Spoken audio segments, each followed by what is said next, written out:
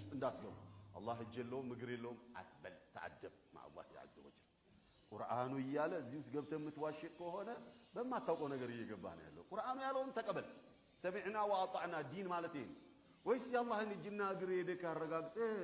ፕራክቲካሊ እጅህን አሳየኝ እግርህን አሳየኝ ማለት ነው ይፈልጋል ይሄኛ ማንነት አይደለም ነብዩ የነገሩን ተቀበል ዝም ቁርአን የነገረን ተቀበል እሰየው አለቀ ከዚህ ያለፈ ሌላ ውስጥ የገባ እንደሆነ በማይቀ ያንተ ዕውቀት የማይዘልቅበት ቦታ ነው يوم يكشف عن ساق ማለት ምን ማለት يا الله سبحانه وتعالى باتو በሚከፈትበት እለት ቁርአኑ እኮ ነው ያለው አዩ ሳቂን هذا ساق الله عز وجل ቢሆኑ ይመጣና ሲቀባዥር አይ መጃዝይ ነው ሐቂቂይ አይደለም من انت መጃዝይ ነው ሐቂቂይ ነው ብለህ ልትፈስልልን ዘንዳ ሐቂቂይ ነው ብለው ነብዩ ነግረው ሐቂቂይ ነው ብለው ኢብኑ አባስ ፈስረውልህ አንተ ስታበቃ መጥተህ ከኢብኑ አባስ በልጠህ ከነብዩ በልጠህ መጃዝይ ነው ብለህ ታብራራለናል መጃዝይ ብለው ማለት መንፈስ ማለት እንደው መንፈስ የሌለው ነው መንፈስ ነው የሚለው አላህ ሐቂቂይ ብለው እውነታ ነው ብሎ እየነገረን መንፈስ ነው የአላህ እጅ መንፈስ ነው የአላህ ፊት መንፈስ ነው የአላህ ዛቱ መንፈስ ነው የአላህ እግሩ መንፈስ ነው ያ ሐቢቢ ነብያችን ሰለዋቱ ረቢ ወሰላሙ አልነገሩህም ጀሃነም هل من مزيد ትላለች አሉ اسمع جيدا ይሻለናልና እንደዚህ ውስጥ ገብቶ የሚዋዥቁ ሰዎች ስላሉ ብጅታ እንዳይፈጥሩባችሁ ተሳስቶ የሚያሳስት አይጠፋምና አላሁ ጀለ ወዐዝን هل من مزيد ትላለች ጀሃነም የሚጨመር የለም አልሞላሁም ትላለች አሉ ጀነትም هل من مزيد ትላለች አሉ ነብዩ ሰለላሁ ዐለይሂ ወሰለም ለጀነት አላሁ ረቡል ዒዘቲ ወልጀላል سيخلق لها خلقا جديدا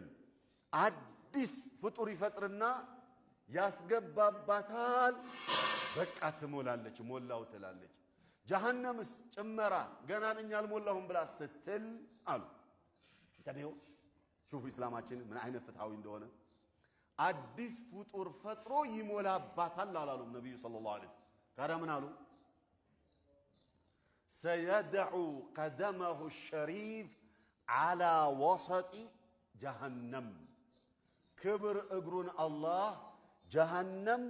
አናት መሃሏ ላይ ያረግባታል ይረግጣታል አሉ ነብዩ ሰለላሁ ዐለይሂ ወሰለም ثم تقول قطن قطن قطن በቃኝ በቃኝ በቃኝ ትላለች أعوذ بالله من الشيطان الرجيم بسم الله الرحمن الرحيم قل هو الله أحد قل بلهبل الله أحد الله عندنا بلهبل الله الصمد الله متأجاتنا مشاشاتنا بلهبلاتشو محمد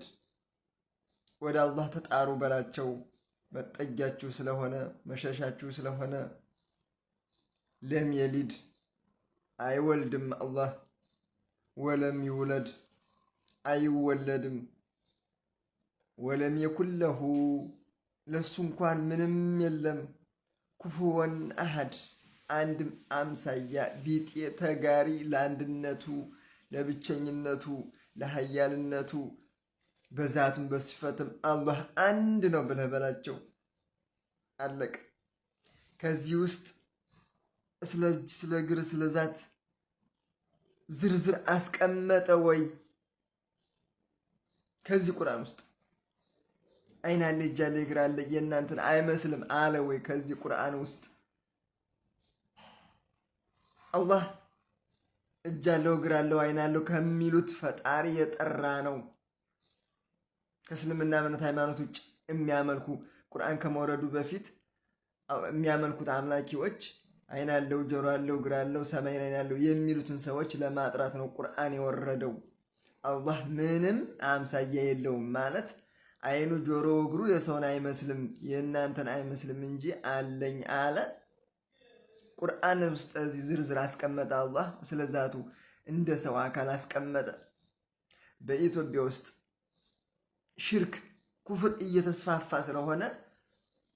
ካልተጠነቀቃችሁ ሁሌም ገደል ትገባለህ ተጠንቀቅ